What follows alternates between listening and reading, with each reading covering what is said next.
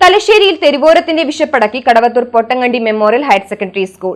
സ്കൂളിലെ സ്റ്റുഡന്റ് പോലീസിന്റെ നേതൃത്വത്തിലാണ് 100ഓളം പേർക്ക് ഭക്ഷണം എത്തിച്ചത്. വെള്ളിയാഴ്ച 12:30-നാണ് സ്റ്റുഡൻസ് പോലീസ് ടീം അംഗങ്ങളും അധ്യാപകരും ഭക്ഷണപ്പൊതികളുമായി പുതിയ ബസ് സ്റ്റാൻഡിലെത്തിയത്. ഉറ്റവരും ഉടയവരുമില്ലാതെ തെരുവോരത്തന്തിയുറങ്ങുന്ന 100ഓളം പേർക്ക് ഭക്ഷണപ്പൊതി നൽകി. കൂത്തുപറമ്പ് ബ്ലോക്ക് പഞ്ചായത്ത് അംഗവും PTA പ്രസിഡന്റുമായ PK അലി ഭക്ഷണപ്പൊതി വിതരണം ഉദ്ഘാടനം ചെയ്തു. കൂട്ടാമെന്ന പദ്ധതിയുടെ ഭാഗമായി തലശ്ശേരി ബസ് സ്റ്റാൻഡ് പരിസരത്ത് തെരുവിൽ കഴിയുന്ന ആളുകൾക്ക് ഭക്ഷണം നൽകുകയാണ്.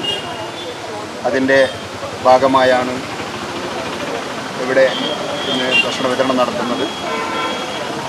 എന്തുകൊണ്ടും ഏറെ പ്രശംസനീയമായ ഒരു ദൗത്യമാണ് PK ഹയർ സെക്കൻഡറി സ്കൂളിലെ SPC